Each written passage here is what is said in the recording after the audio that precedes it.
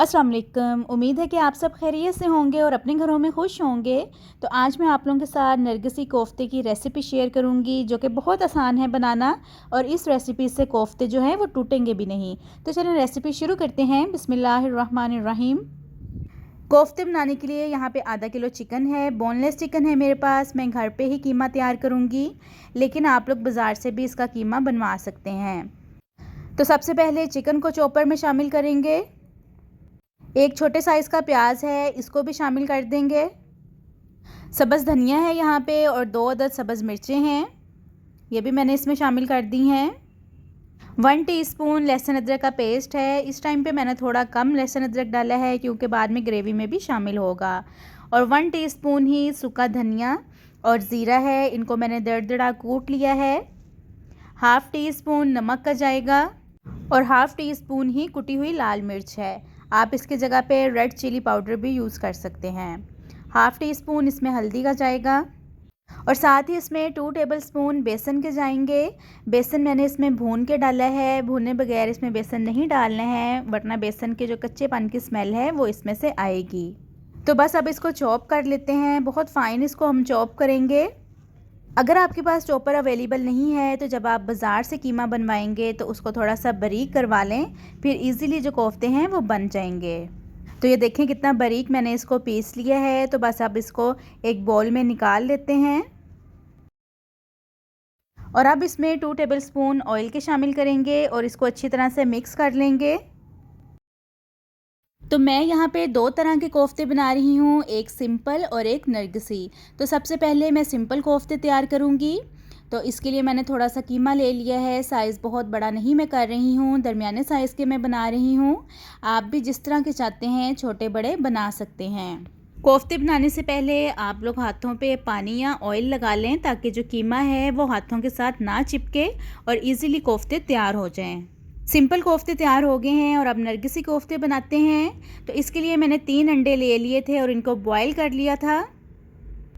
सालन वाला जो 1 चम्मच होता है मैं उस हिसाब से बना रही हूँ, तो वो 1 चम्मच ले लेंगे और इस तरह से कीमे को हाथ पे फैला लेंगे, और इसके अंदर अंडा रख के फिर इसको अच्छी तरह से कवर कर लेंगे।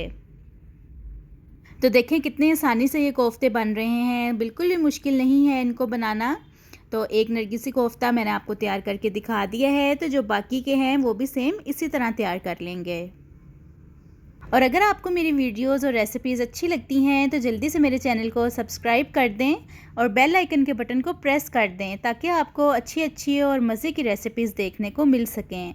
तो यहाँ पे देखें सिंपल और नरगिसी कोफ्ते तैयार हो गए हैं, और आधा किलो चिकन में देखें कितने ज़्यादा बन गए हैं। तो अब इनको फ्राई कर लेते हैं। अच्छा, कुछ लोग जो हैं वो फ्राई नहीं करते हैं, इनको इसी तरह ही मसाले में बना लेते हैं, लेकिन मैं सबसे पहले इनको फ्राई करूँगी, उसके बाद फिर मैं इसकी ग्रेवी तैयार करूँगी। फ्राई इनको सिर्फ 3 से 4 मिनट के लिए करना है, सिर्फ इनका कलर ही चेंज करना है। तो 2 मिनट के लिए हमने इनको एक साइड से फ्राई किया है, और सेम दूसरी तरफ से भी 2 मिनट के लिए इनकी साइड चेंज करके फ्राई कर लेंगे। कोफ्ते फ्राई हो गए हैं, तो बस अब इनको एक बर्तन में निकालते हैं और रेसिपी के नेक्स्ट स्टेप की तरफ चलते हैं। जिस ऑयल में मैंने कोफ्ते फ्राई किए थे वही ऑयल मैंने ग्रेवी के लिए लिया है। एक बड़े साइज़ का मैंने प्याज लिया है और इसको बारीक काट लिया है। तो बस अब इसको ब्राउन कर लेंगे। प्याज ब्राउन हो चुका है, अब इसके अंदर 1 टीस्पून लहसुन अदरक का पेस्ट जाएगा और इसको 2 से 3 मिनट तक के लिए भून लेंगे। एक बड़े साइज़ का मैंने इसमें टमाटर शामिल कर दिया है। तो बस अब इसको भूनना नहीं है, इसको मैं निकाल लूँगी और ब्लेंडर में इसको डाल के इसकी पेस्ट बना लूँगी। पेस्ट तैयार हो गई है, तो इसको कढ़ाई में निकाल के अब इसके अंदर कुछ स्पाइसेस शामिल करेंगे। हाफ़ टी स्पून हल्दी है, हाफ़ टी स्पून ही नमक है, हाफ़ टी स्पून कुटी हुई लाल मिर्च है, और 1 टीस्पून ज़ीरा और पिसा हुआ सूखा धनिया है। तो बस अब इसकी भुनाई का काम शुरू करते हैं। अब इसको हम लोग तकरीबन 10 मिनट के लिए भून लेंगे ताकि इसका जो पानी है वो भी ड्राई हो जाए और ऑयल भी ऊपर आ जाए और मसाला भी अच्छी तरह से भुना जाए। 10 मिनट हो गए हैं मुझे यहाँ पे मसाला भूनते हुए। तो देखें ऑयल भी ऊपर आ गया और कितना अच्छा सा मसाला जो है भुना गया है। जितना ज़्यादा मसाला भूनेंगे सालन का जो टेस्ट है वो उतना ही मज़े का आएगा। तो बस इसमें कोफ्ते अब शामिल करेंगे। तो चम्मच से इसको हल्के हाथों से हिलाएंगे, बहुत ज़्यादा ज़ोर से चम्मच नहीं हिलाना है क्योंकि ये इस टाइम पे सॉफ्ट होते हैं और ये टूट भी सकते हैं।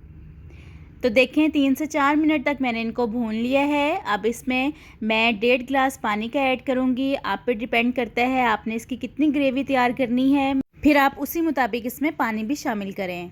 8 से 10 मिनट तक इसको हम कुक करेंगे। नरगिसी कोफ्तों का सालन तैयार हो गया है और इसके पकने की निशानी ये होती है कि ये जब रेडी हो जाते हैं तो ये ऊपर को आ जाते हैं। तो बस अब इनको डिश आउट करते हैं और इसकी फ़ाइनल लुक मैं आपको दिखाती हूँ। तो मज़ेदार और शानदार किस्म के हमारे नरगिसी कोफ्ते और सिंपल कोफ्ते तैयार हो चुके हैं। उम्मीद है कि आपको ये रेसिपी अच्छी लगी होगी। तो चले मिलती हूँ आपसे अपनी नेक्स्ट वीडियो में एक नई रेसिपी के साथ। अपना बहुत सारा ख्याल रखिएगा और मुझे दुआओं में याद रखिएगा। अल्लाह हाफ़िज़।